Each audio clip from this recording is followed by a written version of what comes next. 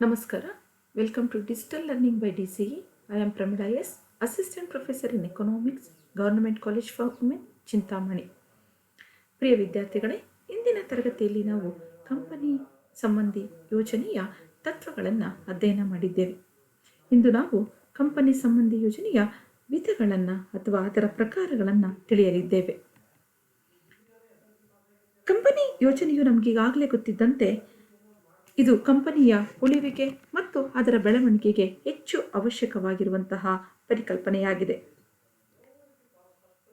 ಯಾವುದೇ ಉದ್ಯಮವು ಅಸ್ತಿತ್ವದಲ್ಲಿ ಉಳಿಯಲು ಹಾಗೂ ಪ್ರಗತಿಯನ್ನು ಹೊಂದಲು ಯೋಜನೆಯು ಒಂದು ಪೂರ್ವಾಪೇಕ್ಷಿತ ಸಂಗತಿಯಾಗಿರುತ್ತದೆ. ಕಂಪನಿ ಸಂಬಂಧಿ ಯೋಜನೆಯು ಉದ್ಯಮ ಸಂಸ್ಥೆಯ ಬೆಳವಣಿಗೆಗೆ ಒಂದು ಉತ್ತಮವಾದಂತಹ ಅಥವಾ ಸರಿಯಾದ ದಿಕ್ಕನ್ನು ಸೂಚಿಸುವ ಮಾರ್ಗದರ್ಶಿಯಾಗಿರುತ್ತದೆ. ಸಮರ್ಪಕವಾದ ಯೋಜನೆಯ ಆಧಾರದಲ್ಲಿ ಮಾತ್ರ ಉದ್ಯಮದ ಸಂಘಟನಾಕಾರನು ಸರಕು ಮತ್ತು ಸೇವೆಯನ್ನು ಉತ್ಪಾದನೆ ಮಾಡುವ ಕಾರ್ಯವನ್ನು ಕೈಗೊಳ್ಳಬೇಕಾಗುತ್ತದೆ ಹಾಗೂ ಅದಕ್ಕೆ ಸಂಬಂಧಪಟ್ಟಂತಹ ತಂತ್ರಜ್ಞಾನವನ್ನು ಅಳವಡಿಸಿಕೊಳ್ಳಲು ಹಾಗೆ ಅದಕ್ಕೆ ಸಂಬಂಧಪಟ್ಟ ಮಾನವ ಸಂಪನ್ಮೂಲಗಳನ್ನು ಯೋಜಿಸಲು, ನಿರ್ದಿಷ್ಟ ಉತ್ಪಾದನಾ ಪ್ರಮಾಣವನ್ನು ನಿರ್ಧರಿಸಲು, ಜಾಹೀರಾತು, ಮಾರಾಟದ ಪ್ರಮಾಣ, ಪೂರೈಕೆ ಇವೆಲ್ಲ ಅಂಶಗಳನ್ನು ಕೈಗೊಳ್ಳುವಂತಹ ಒಂದು ನಿಟ್ಟಿನಲ್ಲಿ ಈ ಯೋಜನೆಯು ಪ್ರಧಾನವಾದಂತಹ ಪಾತ್ರವನ್ನು ವಹಿಸುತ್ತದೆ. ಕಂಪನಿ ಸಂಬಂಧಿ ಯೋಜನೆಯಿಂದ ಮಾತ್ರ ಒಂದು ಉತ್ತಮವಾದಂತಹ ಬೆಳವಣಿಗೆಯನ್ನು ಹೊಂದೋದಕ್ಕೆ ಸಾಧ್ಯ. ಹಾಗಾಗಿ ಕಂಪನಿ ಸಂಬಂಧಿ ಯೋಜನೆಯಲ್ಲಿ ವಿವಿಧ ಯೋಜನೆಗಳು ಯಾವುವು ಎಂಬುದನ್ನು ನಾವು ಹೀಗೆ ತಿಳಿತಾ ಹೋಗ್ಬೋದು. ಮೊದಲನೇದು ಉಪಕ್ರಮ ಯೋಜನೆ, ಇನಿಷಿಯೇಷನ್ ಪ್ಲಾನ್ ಅಥವಾ ಸ್ಟಾರ್ಟಪ್ ಪ್ಲಾನ್ ಅಂತ ಕರಿತೀವಿ.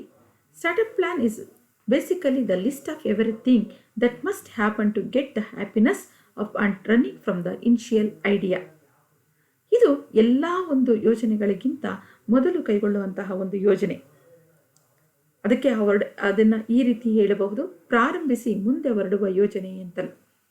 ಉದ್ಯಮವನ್ನು ಪ್ರಾರಂಭಿಸುವ ಮುನ್ನ ತಯಾರಿಸುವಂತಹ ಯೋಜನೆ ಇದಾಗಿದೆ. ಉದ್ಯಮಶೀಲ ವ್ಯಕ್ತಿಯು ಉದ್ಯಮ ಸಾಹಸವನ್ನು ಪ್ರಾರಂಭಿಸುವ ಮುನ್ನ ಈ ಒಂದು ಯೋಜನೆಯನ್ನು ತಯಾರು ಮಾಡಿಟ್ಕೊಳ್ತಾನೆ. ಕಂಪನಿಗಳ ಗುರಿಗಳು ಮತ್ತು ಆಕಾಂಕ್ಷೆಗಳ ಬಗ್ಗೆ ತಾನು ಏನನ್ನು ಮಾಡಬೇಕಾಗಿದೆ ಎಂದು ಆತ ಸಾರಾಂಶ ರೂಪದ ಒಂದು ಟಿಪ್ಪಣಿಯನ್ನು ಮಾಡಿಕೊಳ್ಳುತ್ತಾನೆ. ಇದನ್ನೇ ಉಪಕ್ರಮ ಯೋಜನೆ ಎಂದು ಕರೆಯುತ್ತಾರೆ. ಈ ಯೋಜನೆಯು ಮುಂಬರುವಂತಹ ದಿನಗಳಲ್ಲಿ ಅಂದರೆ ಕಂಪನಿಯನ್ನು ಭವಿಷ್ಯತ್ತಿನಲ್ಲಿ ಹೇಗೆ ಮುನ್ನಡೆಸಿಕೊಂಡು ಹೋಗಬೇಕು, ಹೇಗೆ ಹೂಡಿಕೆ ಮಾಡಬೇಕು, ಹೇಗೆ ಉತ್ಪಾದನೆ ಮಾಡಬೇಕು, ಹೇಗೆ ಸಂಪನ್ಮೂಲಗಳನ್ನು ತೊಡಗಿಸಿಕೊಳ್ಬೇಕು, ಹೇಗೆ ಉದ್ಯೋಗಿಗಳನ್ನು ನೇಮಕಾತಿ ಮಾಡಿಕೊಳ್ಬೇಕು ಇತ್ಯಾದಿಗಳ ಬಗೆಗೆ ವಿವರಗಳನ್ನು ನೀಡುತ್ತದೆ. ಮುಂದಿನ ವರ್ಷಕ್ಕೆ ಸಂಬಂಧಪಟ್ಟಂತೆ ಮಾರಾಟದ ಗಾತ್ರ, ಲಾಭದ ಪ್ರಮಾಣ ಎಷ್ಟಿರಬೇಕು ಎಂಬುದನ್ನು ಸಹ ಇದು ಸೂಚಿಸುತ್ತದೆ. 2. Strategic plan. A strategic plan outlines the strategy for growth and success in the future by using existing resources. ಕಾರ್ಯತಂತ್ರ ಯೋಜನೆ. ಉಪಕ್ರಮ ಯೋಜನೆಯ ನಂತರ ವ್ಯವಸ್ಥಾಪಕ ವರ್ಗವು ರೂಪಿಸುವ ಯೋಜನೆ ಇದಾಗಿದೆ. ತನ್ನಲ್ಲಿರುವ ಸಂಪನ್ಮೂಲಗಳನ್ನು ವಿಭಿನ್ನ ಉದ್ದೇಶಗಳ ನಡುವೆ ಆದರ್ಶ ಮಟ್ಟದಲ್ಲಿ ಹಂಚಲು ಈ ಯೋಜನೆಯು ಸಹಕಾರಿಯಾಗಿದೆ. ಹಣಕಾಸಿನ ಸಂಪನ್ಮೂಲಗಳ ಹಂಚಿಕೆಯಲ್ಲಿ ಒಂದು ವಿಧಾನಕ್ಕಿಂತ ಇನ್ನೊಂದು ವಿಧಾನವು ಹೇಗೆ ಉತ್ತಮವಾಗಿದೆ ಎಂಬುದನ್ನು ಸಹ ಇದು ಮೌಲ್ಯಮಾಪನ ಮಾಡುತ್ತದೆ. ಸಾಧಿಸಲು ಸಾಧ್ಯವಿರುವ ಗುರಿಗಳನ್ನು ಕಂಪನಿಯ ನಿರ್ಧರಿಸಿಕೊಳ್ಳುತ್ತದೆ. ಗುರಿಗಳ ಆಧಾರದಲ್ಲಿ ಕಾರ್ಯ ಸಾಧನೆಯನ್ನು ಅಳತೆ ಮಾಡುತ್ತದೆ.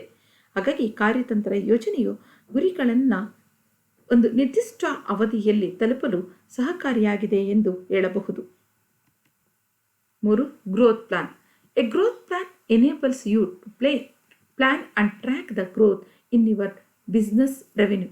It allows your to differentiate yourself from your competition. ಬೆಳವಣಿಗೆ ಯೋಜನೆ ಉದ್ಯಮ ಮತ್ತು ವ್ಯಾಪಾರದಲ್ಲಿ ವೈವಿಧ್ಯತೆಯನ್ನು ಸಾಧಿಸಲು ವಿಭಿನ್ನ ಕ್ಷೇತ್ರಗಳನ್ನು ಪ್ರವೇಶಿಸೋದಕ್ಕೆ ಈ ಯೋಜನೆ ಸಹಕಾರಿಯಾಗಿದೆ. ಹೊಸ ಉದ್ಯಮ ಸಾಹಸವನ್ನು ಪ್ರಾರಂಭಿಸುವ ಮೊದಲೇ ಕಾರ್ಯತಂತ್ರಗಳನ್ನು, ಹಣಕಾಸು ಯೋಜನೆಗಳನ್ನು ಮತ್ತು ಸಂಪನ್ಮೂಲಗಳನ್ನು ಅಂದಾಜು ಮಾಡಲು ಮತ್ತು ಅವುಗಳಿಗೆ ಸಂಬಂಧಪಟ್ಟಂತೆ ಕಂಪನಿಯ ಗುರಿಗಳನ್ನು ನಿರ್ಧರಿಸಲು ಈ ಯೋಜನೆ ಸಹಕಾರಿಯಾಗುತ್ತದೆ. ಭವಿಷ್ಯದಲ್ಲಿ ಅಂದರೆ 2 ವರ್ಷದಲ್ಲಿ, 5 ವರ್ಷದಲ್ಲಿ, 10 ವರ್ಷದಲ್ಲಿ ತಾನು ಸಾಧಿಸಬೇಕಾದಂತಹ ಬೆಳವಣಿಗೆ ಸಂಬಂಧಪಟ್ಟಂತೆ ಈ ಯೋಜನೆ ಹೆಚ್ಚು ಸಹಕಾರಿಯಾಗಿದೆ ಎಂತಲೇ ಹೇಳಬಹುದು. Human resource plan. Human resource planning is a process that identifies current and future human resources needs for an organization to achieve its goals. ಮಾನವ ಸಂಪನ್ಮೂಲ ಯೋಜನೆ ಕಂಪನಿ ಯೋಜನೆಗಳಲ್ಲಿ ಮತ್ತೊಂದು ಪ್ರಮುಖವಾದಂತಹ ಯೋಜನೆಯಾಗಿದೆ. ಮಾನವ ಸಂಪನ್ಮೂಲವನ್ನು ಸಮರ್ಪಕವಾಗಿ ಬಳಕೆ ಮಾಡಿಕೊಳ್ಳಲು ಹಾಗೂ ಕಂಪನಿಯ ಪ್ರಸ್ತುತ ಮತ್ತು ಭವಿಷ್ಯದ ಗುರಿ ಉದ್ದೇಶಗಳನ್ನು ಈಡೇರಿಸಲು ಮಾನವ ಸಂಪನ್ಮೂಲಗಳನ್ನು ಹೊಂದಾಣಿಕೆ ಮಾಡಲು ಈ ಯೋಜನೆ ಹೆಚ್ಚು ಸಹಕಾರಿಯಾಗಿದೆ. ಕಂಪನಿ ಯೋಜನೆಗಳಲ್ಲಿಯೇ ನಾನು ಈಗಾಗಲೇ ಹೇಳಿದಂತೆ ಮಾನವ ಸಂಪನ್ಮೂಲ ಯೋಜನೆಗೆ ಒಂದು ತನ್ನದೇ ಆದಂತಹ ಒಂದು ಪ್ರಾಶಸ್ತ್ಯ ಇದೆ. ಕಂಪನಿಯ ಅಭಿವೃದ್ಧಿ, ಕಂಪನಿಯ ವಿಸ್ತರಣೆಗೆ ಪರಿಣಾಮಕಾರಿಯಾದಂತಹ ಮಾನವ ಸಂಪನ್ಮೂಲದ ಪಾತ್ರವನ್ನು ನಾವು ಇಲ್ಲಿ ಗಮನಿಸಬೇಕಾಗುತ್ತದೆ. ಕಂಪನಿಯ ಬೇರೆಲ್ಲ ವಿಭಾಗಗಳು ಪರಿಣಾಮಕಾರಿಯಾಗಿದ್ದರೂ ಮಾನವ ಸಂಪನ್ಮೂಲವು ದಕ್ಷತೆಯಿಂದ ಕಾರ್ಯವನ್ನು ನಿರ್ವಹಿಸದ ಹೊರತು ಇತರೆ ವಿಭಾಗಗಳು ದಕ್ಷತೆಯನ್ನು ಹೆಚ್ಚಿಸಿಕೊಳ್ಳಲು ಸಾಧ್ಯವಿಲ್ಲ. ಹೀಗಾಗಿ ಮಾನವ ಸಂಪನ್ಮೂಲವನ್ನು ನಾವು ಸಮರ್ಪಕವಾಗಿ ಯೋಜಿಸಬೇಕಾಗಿರುತ್ತದೆ. Next one, internal plan or departmental planning. The plan expresses the strategies, milestones, and desired outcomes for the company along with progress, review practices, and change management policies. ಆಂತರಿಕ ಯೋಜನೆ ಕಂಪನಿಯಲ್ಲಿ ಪ್ರತಿಯೊಂದು ವಿಭಾಗಕ್ಕೆ ಸಂಬಂಧಿಸಿದ ಯೋಜನೆಯಾಗಿದ್ದು ಇದನ್ನು ವಿಭಾಗೀಯ ಯೋಜನೆ ಎಂತಲೂ ಕರೆಯುತ್ತಾರೆ. ಕಂಪನಿಯ ನಿರ್ವಹಣಾ ನೀತಿಗಳ ಬದಲಾವಣೆಯಲ್ಲಿ ಇದು ಪ್ರಧಾನವಾದಂತಹ ಪಾತ್ರವನ್ನು ವಹಿಸುತ್ತದೆ. ಸಂಬಂಧಪಟ್ಟ ವಿಭಾಗ ಅಥವಾ ಇಲಾಖೆಯು ಪ್ರತಿಯೊಬ್ಬ ಉದ್ಯೋಗಿಗೂ ಕೆಲಸದ ಗುರಿಯನ್ನು ನಿಗದಿಪಡಿಸುತ್ತದೆ ಮತ್ತು ಇಷ್ಟೇ ಸಮಯದಲ್ಲಿ ಆ ಗುರಿಯನ್ನು ಸಾಧಿಸಬೇಕೆಂದು ಸಹ ತಿಳಿಸುತ್ತದೆ. ಹಾಗಾಗಿ ಈ ವಿಭಾಗೀಯ ಯೋಜನೆಯು ಒಂದು ರೀತಿಯಾಗಿ ಕಂಪನಿ ಯೋಜನೆಯ ಒಂದು ಮೆಟ್ಟಿಲು ಎಂತಲೇ ಹೇಳಬಹುದು. ಪ್ರತಿಯೊಂದು ವಿಭಾಗವು ಅತ್ಯುತ್ತಮವಾದಂತಹ ಯೋಜನೆಯನ್ನು ರೂಪಿಸಿಕೊಂಡು ಕಾರ್ಯನಿರ್ವಹಿಸುವುದರ ಮುಖಾಂತರ ಕಂಪನಿಯ ಸಮಗ್ರ ಯೋಜನೆಯ ಅಳವಡಿಕೆಗೆ ಸಹಕಾರಿಯಾಗಿರುತ್ತದೆ. ಆ ಮೂಲಕ ಕಂಪನಿಯ ಬೆಳವಣಿಗೆಗೆ ಇದು ನೆರವಾಗುತ್ತದೆ. Next one, capital plan. The process of budgeting resources for the future of an organization's long-term plans. ಬಂಡವಾಳ ಯೋಜನೆ ಸಂಸ್ಥೆಯ ಭವಿಷ್ಯದ ದೀರ್ಘಾವಧಿಯ ಯೋಜನೆಗಳಿಗೆ ಸಂಪನ್ಮೂಲಗಳನ್ನು ಹಂಚುವ ಪ್ರಕ್ರಿಯೆ ಇದಾಗಿದೆ. ದೀರ್ಘಾವಧಿಯಲ್ಲಿ ಕೈಗೊಳ್ಳಲಾಗುವ ಯೋಜನೆಗಳು ಅಥವಾ ಪರಿಯೋಜನೆಗಳು, ಕಟ್ಟಡ ನಿರ್ಮಾಣ, ತಯಾರಿಕಾ ಸೌಲಭ್ಯಗಳನ್ನು ಬಂಡವಾಳ ಯೋಜನೆಯು ವಿವರಿಸುತ್ತದೆ. ಬಂಡವಾಳ ಯೋಜನೆ ಈಗಾಗಲೇ ತಿಳಿದಂತೆ ಕಂಪನಿಯಲ್ಲಿ ಅಳವಡಿಸಿಕೊಳ್ಳಲಾಗುವಂತಹ ಬಂಡವಾಳಗಳ ಬಳಕೆ ಮತ್ತು ಅದರ ಒಂದು ನಿರ್ವಹಣೆಗೆ ಸಂಬಂಧಪಟ್ಟ ಯೋಜನೆಯಾಗಿರುತ್ತದೆ. ಕಟ್ಟಡ ಆಗಿರಬಹುದು, ಹಾಗೆ ಸಾಧನ ಸಲಕರಣೆಗಳಾಗಿರ್ಬೋದು, ಯಂತ್ರೋಪಕರಣಗಳಾಗಿರ್ಬೋದು ಅಥವಾ ಇನ್ನಿತರ ತಯಾರಿಕಾ ಸೌಲಭ್ಯಗಳು ಹೇಗೆ ಎಲ್ಲಿಂದ ಪಡೆಯಬೇಕು ಹಾಗೂ ಅವುಗಳನ್ನು ಹೇಗೆ ಉತ್ತಮವಾಗಿ ನಿರ್ವಹಿಸಿಕೊಂಡು ಹೋಗಬೇಕು ಎಂಬುದರ ಬಗ್ಗೆ ಇದು ಹೆಚ್ಚು ಅನುಕೂಲಕರವಾಗಿರುತ್ತದೆ. ಆ ನಿಟ್ಟಿನಲ್ಲಿ ಇದು ಕಾರ್ಯವನ್ನು ನಡೆಸುತ್ತದೆ. Long term and short term planning. Long term plans include the overall goals of the company set 4 or 5 years in the future. Short term usually involves processes that shows result within a year, and long term it involves the processes that shows the results above 2 years, more than the 5 years, or 10 years, or 15 years, or 20 years. ದೀರ್ಘಾವಧಿ ಯೋಜನೆ ಮತ್ತು ಅಲ್ಪಾವಧಿ ಯೋಜನೆ. ದೀರ್ಘಾವಧಿ ಯೋಜನೆಯು ಸಂಸ್ಥೆಯು ದೀರ್ಘಾವಧಿಯಲ್ಲಿ ಸಾಧಿಸಲು ಇರುವ ಗುರಿಗಳಿಗೆ ಸಂಬಂಧಿಸಿದರೆ, ಅಲ್ಪಾವಧಿ ಯೋಜನೆಯು ಅಲ್ಪಾವಧಿಯಲ್ಲಿ ಕಂಪನಿ ಸಾಧಿಸಲು ಇರುವ ಯೋಜನೆಗಳನ್ನು ಒಳಗೊಂಡಿದೆ. ದೀರ್ಘಾವಧಿಯು 1 ರಿಂದ ಅಧಿಕ ವರ್ಷಗಳನ್ನು ಹೊಂದಿದ್ದರೆ, ಅಲ್ಪಾವಧಿಯು 6 ತಿಂಗಳಿಂದ 1 ವರ್ಷದ ಅವಧಿಯನ್ನು ಒಳಗೊಂಡಿರುತ್ತದೆ. Next one, physical and financial planning. Physical planning refers to the allocation of resources in terms of men, material, and machinery. It tells us the size of investment in terms of real resources, whereas the financial planning tells us the size of investment in terms of money. ಭೌತಿಕ ಯೋಜನೆ ಮತ್ತು ಹಣಕಾಸಿನ ಯೋಜನೆ. ಈ ಯೋಜನೆಯು ಉದ್ಯಮದಲ್ಲಿ ಸಾಧಿಸಲು ಇರುವ ಪ್ರಗತಿಯನ್ನು ಅಳೆಯುವಾಗ ಭೌತಿಕ ಅಂಶಗಳನ್ನು ಆಧಾರವಾಗಿಟ್ಟುಕೊಳ್ಳುವುದಕ್ಕೆ ಸಂಬಂಧಿಸಿದೆ. ಈ ವಿಧದ ಯೋಜನೆಯಲ್ಲಿ ಕಚ್ಚಾ ವಸ್ತುಗಳು, ಮಾನವ ಶಕ್ತಿ ಹಾಗೂ ಇತರೆ ನೈಜ ಸಂಪನ್ಮೂಲಗಳನ್ನು ಅಂದಾಜು ಮಾಡಿ ಅವುಗಳನ್ನು ಕ್ರೋಢೀಕರಿಸಿ ಉತ್ಪಾದನೆಯಲ್ಲಿ ತೊಡಗಿಸುವ ವಿಧಾನವನ್ನು ಈ ಯೋಜನೆಯು ನಿರ್ಧರಿಸುತ್ತದೆ. ಉತ್ಪಾದಿಸಬಹುದಾದ ಸರಕುಗಳನ್ನು ಭೌತಿಕ ಪ್ರಮಾಣದಲ್ಲಿ ಅಂದಾಜು ಮಾಡುವುದಾಗಿದೆ. ಸಂಪನ್ಮೂಲಗಳನ್ನು ಭೌತಿಕ ಪರಿಮಾಣ ರೂಪದಲ್ಲಿ ವ್ಯಕ್ತಪಡಿಸುವ ಯೋಜನೆಗೆ ಭೌತಿಕ ಯೋಜನೆ ಎಂದು ಕರೆಯುತ್ತಾರೆ. ಇಲ್ಲಿ ಪ್ರಾಕೃತಿಕ ಮತ್ತು ಮಾನವ ಸಂಪನ್ಮೂಲವನ್ನು ಆಧಾರವಾಗಿಟ್ಟುಕೊಂಡು ಭೌತಿಕ ಯೋಜನೆಯನ್ನ ರೂಪಿಸಲಾಗಿರುತ್ತದೆ. ಇನ್ನು ಹಣಕಾಸಿನ ಯೋಜನೆಯನ್ನು ನಾವು ನೋಡಿದಾಗ ಹಣದ ರೂಪದಲ್ಲಿ ವ್ಯಕ್ತಪಡಿಸಲಾದ ಯೋಜನೆಯನ್ನೇ ಹಣಕಾಸಿನ ಯೋಜನೆ ಎಂದು ಕರೆಯುತ್ತಾರೆ.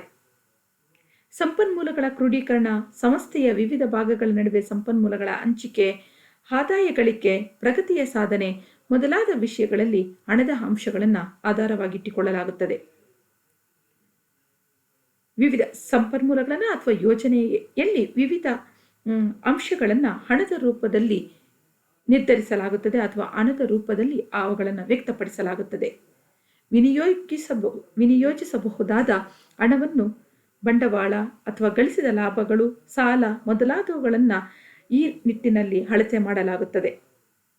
ಉದ್ಯಮಕ್ಕೆ ಬರುವಂತಹ ಹಣದ ಆದಾಯದ ಪ್ರಮಾಣ ಅಥವಾ ಒಳಹರಿವು ಅಥವಾ ಹೊರ ಹರಿವು ಇವುಗಳನ್ನು ಮೊದಲೇ ಅಂದಾಜು ಮಾಡಿ ಉತ್ತಮವಾದಂತಹ ಹಣಕಾಸು ಯೋಜನೆಯನ್ನು ರೂಪಿಸಿಕೊಳ್ಳುವುದಕ್ಕೆ ಹಣಕಾಸು ಯೋಜನೆ ಸಹಕಾರಿಯಾಗಿದೆ ಎಂದು ಹೇಳಬಹುದು. Next one, specific and routine planning. Specific plans are plans for specified purposes and routine plans are plans which are routine or mechanical. ನಿರ್ದಿಷ್ಟ ಯೋಜನೆ ಮತ್ತು ನಿತ್ಯಗಟ್ಟಲೆ ಯೋಜನೆ ನಿರ್ದಿಷ್ಟತೆಯ ಉದ್ದೇಶವನ್ನು ಈಡೇರಿಸುವ ಗುರಿಯನ್ನು ಹೊಂದಿರುವ ಯೋಜನೆಯನ್ನು ನಿರ್ದಿಷ್ಟ ಯೋಜನೆ ಎನ್ನುತ್ತಾರೆ. ಹಾಗೆಯೇ ಪದೇ ಪದೇ ಮರುಕಳಿಸುವ ರೀತಿಯಲ್ಲಿ ಅಳವಡಿಸಿಕೊಳ್ಳಲಾಗುವ ಯೋಜನೆಯನ್ನು ನಿತ್ಯಗಟ್ಟಲೆ ಯೋಜನೆ ಎಂದು ಕರೆಯುತ್ತಾರೆ. ಈ ಯೋಜನೆ ಸಂಪೂರ್ಣವಾಗಿ ಹೊಸದಾಗಿರಬಹುದು ಅಥವಾ ಅಸ್ತಿತ್ವದಲ್ಲಿ ಇರುವ ಯೋಜನೆಯಲ್ಲೇ ಬದಲಾವಣೆಗಳನ್ನು ರೂಪಿಸಿಕೊಳ್ಳಬಹುದು. ನಿತ್ಯಗಟ್ಟಲೆ ಯೋಜನೆ ಸಾಮಾನ್ಯವಾಗಿ ಯಾಂತ್ರೀಕೃತವಾಗಿರುತ್ತೆ. ಇದಕ್ಕೆ ಹೆಚ್ಚಿನ ಕೌಶಲ್ಯಗಳ ಅಗತ್ಯತೆ ಇರುವುದಿಲ್ಲ. ಆದರೆ ನಿರ್ದಿಷ್ಟ ಯೋಜನೆಯು ಹೆಚ್ಚಿನ ಕೌಶಲ್ಯತೆಯನ್ನು ಅಪೇಕ್ಷಿಸುತ್ತದೆ ಹಾಗೂ ಹೆಚ್ಚು ಅದು ನಿರ್ದಿಷ್ಟವಾಗಿದ್ದು ಹೆಚ್ಚು ತಂತ್ರಗಳನ್ನು ಅಥವಾ ಹೆಚ್ಚಿನ ಬದಲಾವಣೆಗಳನ್ನು ಅದು ಕೋರುತ್ತದೆ. Next one, structural and functional planning. Structural plan is composed of structural details and a general arrangement plan or layout necessary for site construction proper. ರಚನಾತ್ಮಕ ಯೋಜನೆ ಮತ್ತು ಕಾರ್ಯಾತ್ಮಕ ಯೋಜನೆ ಉದ್ಯಮವನ್ನು ಸಂಪೂರ್ಣವಾಗಿ ಬದಲಾಯಿಸುವ ರೂಪದಲ್ಲಿದ್ದರೆ ಅದು ರಚನಾತ್ಮಕ ಯೋಜನೆಯಾಗಿದೆ. ಅಂದರೆ ಇಲ್ಲಿ ಉದ್ಯಮವನ್ನು ಪ್ರಗತಿದಾಯಕದತ್ತ ಕೊಂಡೊಯ್ಯುವಂತಹ ನಿಟ್ಟಿನಲ್ಲಿ ಈ ಒಂದು ಯೋಜನೆಯನ್ನು ರೂಪಿಸಲಾಗುತ್ತದೆ. ಅಂದರೆ ಸಂಸ್ಥೆಯ ಪುನರ್ ನಿರ್ಮಾಣದತ್ತ ಗಮನವನ್ನು ಕೇಂದ್ರೀಕರಿಸುವುದು ಯೋಜನೆಯ ಮುಖ್ಯ ಉದ್ದೇಶವಾಗಿರುತ್ತೆ. ಕಾರ್ಯಾತ್ಮಕ ಯೋಜನೆಯನ್ನು ವಿವಿಧ ಕಾರ್ಯಾತ್ಮಕ ಕ್ಷೇತ್ರಗಳಿಗೆ ಯೋಜನೆಯನ್ನು ತಯಾರಿಸಲು ಅಳವಡಿಸಿಕೊಳ್ಳಲಾಗುತ್ತದೆ.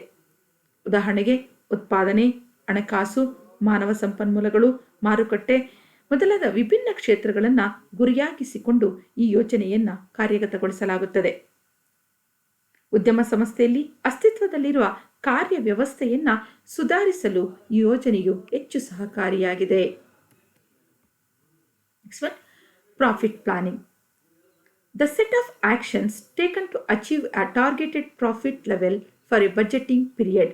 ಲಾಭ ಯೋಜನೆ ಗರಿಷ್ಠ ಲಾಭವನ್ನು ಗಳಿಸಲು ವಿಭಿನ್ನ ಕಾರ್ಯತಂತ್ರಗಳನ್ನು ರೂಪಿಸುವ ನಿಟ್ಟಿನಲ್ಲಿ ಲಾಭ ಯೋಜನೆಯನ್ನು ತಯಾರಿಸಲಾಗುತ್ತದೆ. ಲಾಭ ಗಳಿಕೆಯು ಎಲ್ಲ ಉದ್ಯಮಗಳ ಒಂದು ಮುಖ್ಯ ಧ್ಯೇಯೋದ್ದೇಶವಾಗಿರುತ್ತದೆ. ಈ ಒಂದು ಪ್ರಾಥಮಿಕ ಗುರಿಯನ್ನು ಆಧಾರವಾಗಿಟ್ಟುಕೊಂಡು ಲಾಭ ಯೋಜನೆಯನ್ನು ರಚಿಸಲಾಗುತ್ತದೆ.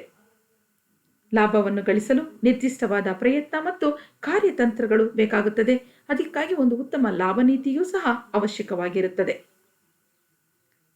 ಭವಿಷ್ಯವನ್ನು ಸಮರ್ಪಕವಾಗಿ ಅಂದಾಜಿಸಿ ಮತ್ತು ವಿವಿಧ ವಿಭಾಗಗಳ ಮುಖ್ಯಸ್ಥರಿಗೂ ಹಾಗೂ ಸಂಬಂಧಪಟ್ಟ ಸಿಬ್ಬಂದಿಗೂ ನಿರ್ದಿಷ್ಟ ಕೆಲಸಗಳನ್ನು ವಹಿಸುವಿಕೆ ಮತ್ತು ಗುರಿಯನ್ನು ನಿಗದಿಪಡಿಸುವಿಕೆ ಅವಶ್ಯಕವಾಗಿರುತ್ತದೆ.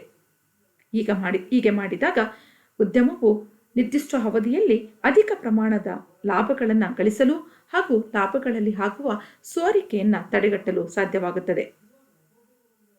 ಹೀಗೆ ಲಾಭ ಯೋಜನೆಯು ಉದ್ಯಮವು ಗರಿಷ್ಠ ಲಾಭಗಳನ್ನು ಪಡೆಯುವಂತಹ ನಿಟ್ಟಿನಲ್ಲಿ ಹೆಚ್ಚು ಸಹಕಾರಿಯಾಗಿದೆ ಅಂತಲೇ ಹೇಳಬಹುದು. Next one, proactive and reactive plan. Proactive approach focuses on eliminating problems before they have a chance to appear, and a reactive approach is based on responding to events after they have happened.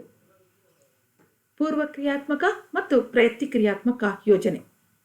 ಸಮಸ್ಯೆಗಳನ್ನು ಕಾಣಿಸಿಕೊಳ್ಳುವ ಮೊದಲೇ ಅವುಗಳನ್ನು ನಿವಾರಿಸಲು ಪ್ರಯತ್ನಿಸುವುದು ಪೂರ್ವಕ್ರಿಯಾತ್ಮಕ ಯೋಜನೆಯಾದರೆ, ಘಟನೆಗಳು ಸಂಭವಿಸಿದ ನಂತರ ಪ್ರತಿಕ್ರಿಯಿಸುವುದನ್ನು ಪ್ರತಿಕ್ರಿಯಾತ್ಮಕ ಯೋಜನೆ ಆಧರಿಸಿದೆ. ಪ್ರತಿಕ್ರಿಯಾತ್ಮಕ ಯೋಜನೆ ಸಾಮಾನ್ಯವಾಗಿ ಘಟನೆಗಳು ಸಂಭವಿಸಿದ ನಂತರ ಅದಕ್ಕೆ ಪರಿಹಾರವನ್ನು ಕಂಡುಕೊಳ್ಳುವುದಕ್ಕೆ ಸಂಬಂಧಿಸಿದ ಆಗಿರುತ್ತದೆ. ಆದರೆ ಪೂರ್ವಕ್ರಿಯಾತ್ಮಕ ಯೋಜನೆ ಘಟನೆಗಳು ಸಂಭವಿಸುವುದಕ್ಕಿಂತ ಮೊದಲೇ ಅವುಗಳನ್ನು ಅಂದಾಜಿಸಿ ಅದಕ್ಕೆ ಅವುಗಳು ಘಟಿಸದಂತೆ ಅವುಗಳನ್ನು ತಡೆಯುವಂತಹ ನಿಟ್ಟಿನಲ್ಲಿ ಸಹಕಾರಿಯಾಗಿದೆ ಎಂದು ಹೇಳಬಹುದು. ಇದಿಷ್ಟು ಕಂಪನಿ ಯೋಜನೆಯ ವಿವಿಧ ಪ್ರಕಾರಗಳು. Thank you.